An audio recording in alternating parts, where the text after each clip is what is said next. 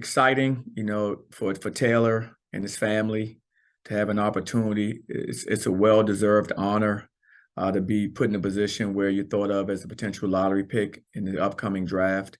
And I mean, I thought he was terrific for us, all season long, not just on the court, but off the court as well.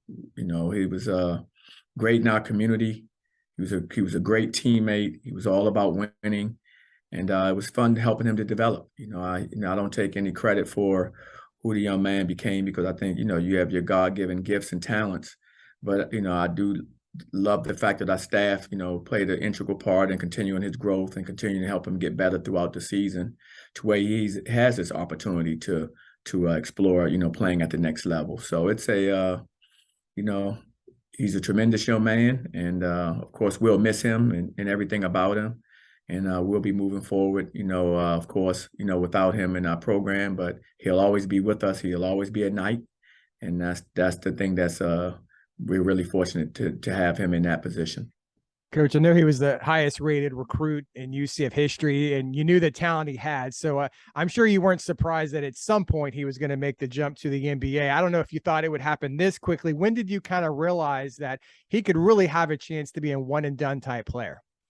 Well, as he started the season off, you started watching him game by game, and probably, a third to a half way through the season, you're starting to see like, man, this young man is displaying the characteristics of a guy that can play at the next level. Because it's not about what you do in one game; it's about your body of work. And so I look at a young man's body of work, the ups and downs that you have as a young freshman or as any player. How consistent are you?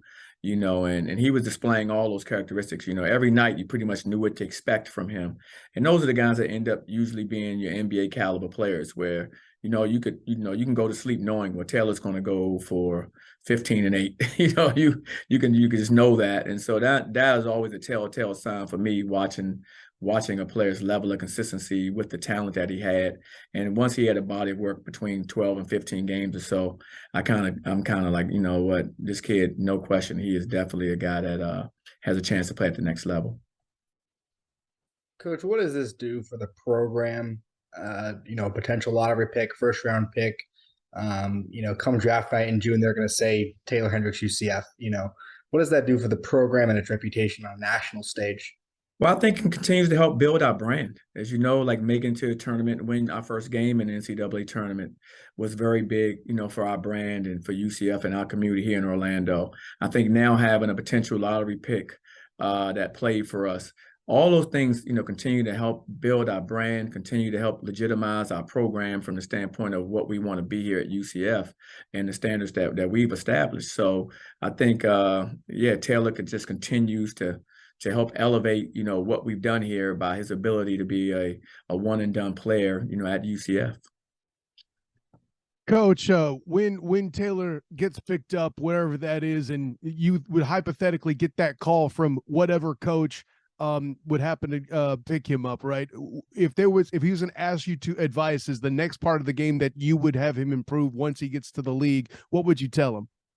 Well, I would tell him, the things he has to continue to develop. I mean, he hadn't been a full-time on the perimeter player until this year. He was a center in high school, and so he was out facing some, but he also was around the basket a lot more. So I think he's going to continue to develop out there. And I just saw him make, tremendous gains even through the summer and through the fall and through our season, being out there getting more comfortable. I can imagine where he'll be in another year or two with that type of exposure. So I would say that's an area where he'll continue to grow, just getting more comfortable and versatile on the perimeter, which is going to aid his game. And I would start with that with them. But like I said, he is a huge upside in a lot of areas. But I would say just getting comfortable on the perimeter as he continues to blossom.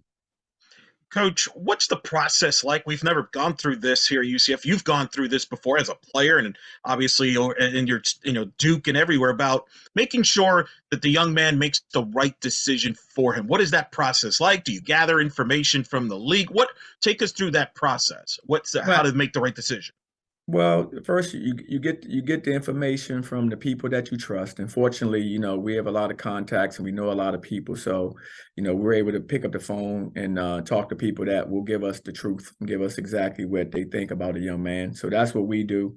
We'll, consistently stay in touch with Taylor and his family, making sure that we can answer or help them in any way. If they have any questions or things or concerns, we want to be there so that we can kind of talk them through it from the standpoint that we have experience in that area. So just making sure that we're available for them and any questions. If they're not sure about something, they'll pick up the phone and ask.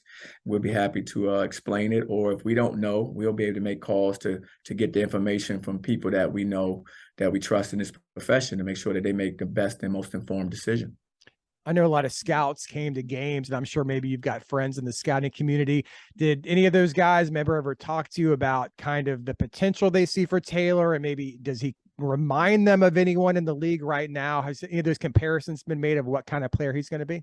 Not too many comparisons. Most of the time when they come to practice or they came to games, these guys are fairly tight-lipped because they're competing against one another for certain players and certain draft picks. So, but the one consensus was that they thought he was a terrific talent. They thought that, he definitely thought, he was a player that could play at the next level. And that's kind of what you got. The consensus was that he was, a young man that's definitely a first-round pick kind of player, and a player that has a huge, upside as he continues to develop, at that level, even because he's only a freshman. Coach, obviously Taylor's your first one and done at UCF. How do you find the next one and done? And how does this process, this first step, help the program in recruiting? Well, let me take the first part second. What happens is, Jason, we end up being in a situation where for him, just him having that experience continues to help, legitimize, our ability to recruit young players like him, but also to develop young players like him. It's one thing to say you can do those things, another thing to have a player that's actually out there doing it. So I think that helps us, first and foremost. And then it's just about recruiting. It's about our staff identifying the right, potential players that we see that type of talent in them, that if everything goes right and they develop properly and they mature the right way when they're on your campus, that will have a chance to do that. So I think, it speaks well to our ability to evaluate talent is also on display with a young person like Taylor. So our evaluation, as well as our development, as well as, him having that opportunity to, being, being in the conversation for being a first round pick or a lottery pick, I think just continues to, like I said earlier, to grow our brand and legitimize what we do here at UCF. Coach, you brought in a number of experienced players for transfers, not only for production on the court, but to provide kind of leadership for some of the younger players there. Taylor, of course, among them. What's some of the influence you've seen players like a CJ Kelly, for example, have on a Taylor and help bring him along, whether it be, confidence or perimeter play or any of that?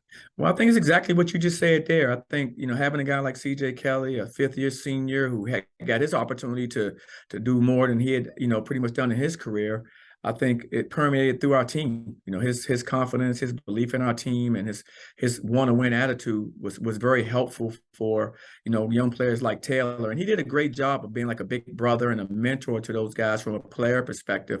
I really appreciated that from him, because he had, when you're that old and this is your last go around, just the patience it has with the young player and letting him work through some of his mistakes and things he has to grow through.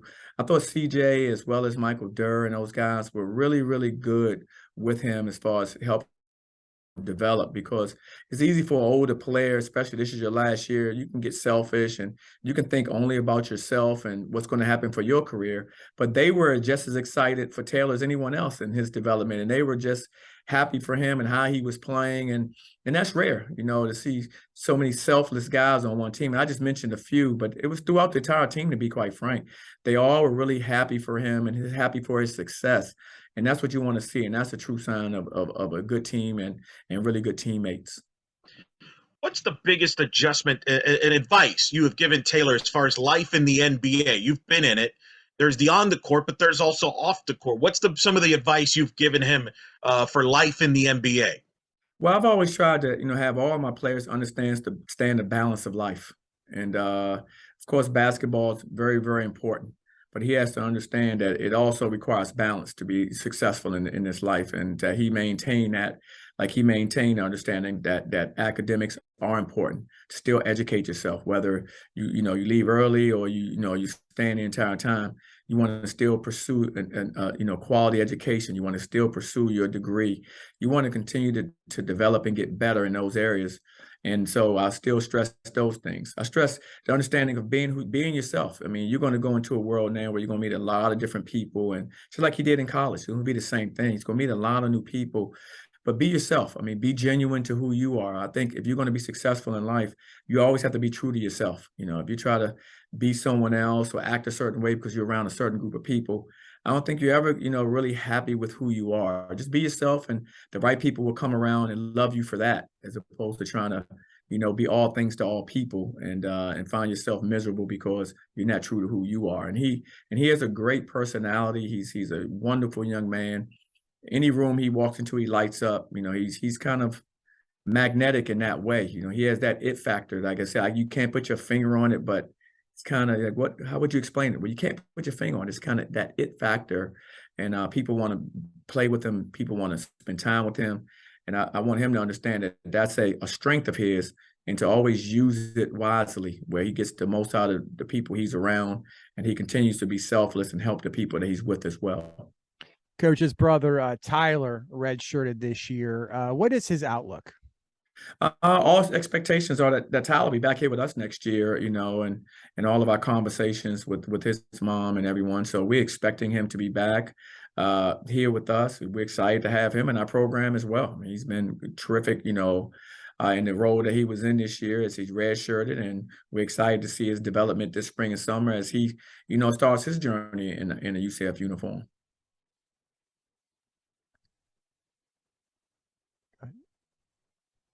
All good. Any other questions, Coach? Coach, with Tyler still being with the program and assuming that Taylor would still come around to watch his brother at the very least, would that be an opportunity for him to kind of, once he goes through the NBA process, to kind of share his experiences with the players that would be him after that? Would you hope to see that happen? Well, that's typically happened in all my programs. Guys have come back and, as you mentioned, kind of shared what it's like, whether it's the workouts, whether it's drills, whether it's the coaching, whether it's, just the, how you live, all those things. Players will come back and, impart those messages to our current players, and it helps them develop. I think it helps us inspire those young men to work hard to try to accomplish the same things, and plus give them an idea of what to expect, if they're fortunate enough to have that same type of an opportunity. You reflect back on this season, 19 wins with, Taylor and company getting to the NIT. What will you think about this season when you reflect back on this season? Well, I think about, some wonderful moments. We had some great games, some really good wins. I think it's exciting wins for our program. I'll think about that. I'll think about, that team getting us to the postseason. I mean, sometimes that it goes overlooked. I mean, you have to remember there are only 4 teams that went to the postseason from the American. It was Houston, Memphis, us, and Cincinnati. So you only have 4 teams playing the postseason, and so it's a heck of an honor. And for us as a program, and we've been to, 3 out of 7, but one of those was a COVID year. So, and we know how that all went for us. But the legitimate seasons, we've been to postseason 3 out of 6, 2 NITs and an NCAA tournament, which we won. And I think we've won a game in every one of the tournaments we've ever gone. And we've actually not just gone, but we've actually won a game or so. So it's, I reflect on those things, and these guys have left their legacy, like Taco and those guys did our first year by accomplishing that.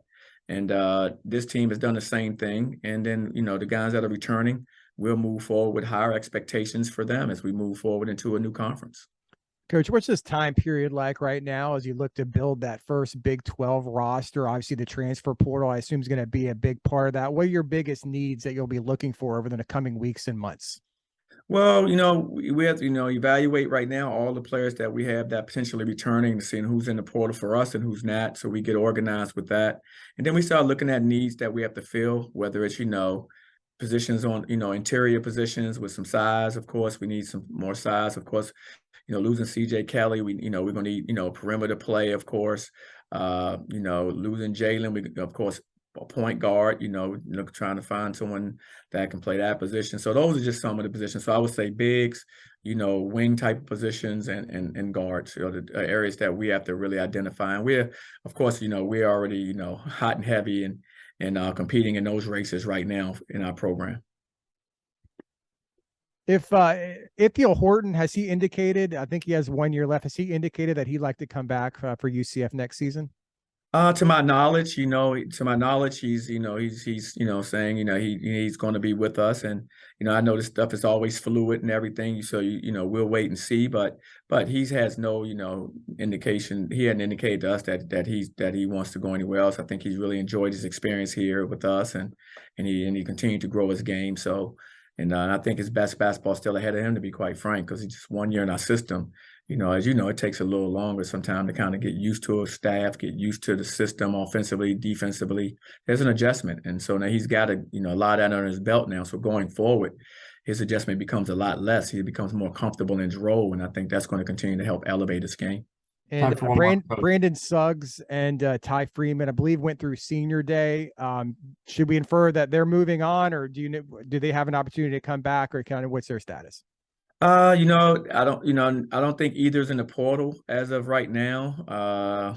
I think having graduated is somewhat of an indication of what they are probably looking to do. But like I said, there hasn't been, posted or anywhere, anything yet. So I don't want to, speculate. That's on their timetable to make that type of decision. All right. Anything else, guys? You good? I think we're set. Okay. Thanks, gentlemen. Hey, thanks, guys. All right. Appreciate it, Coach. Thank you. You're welcome. You guys take care.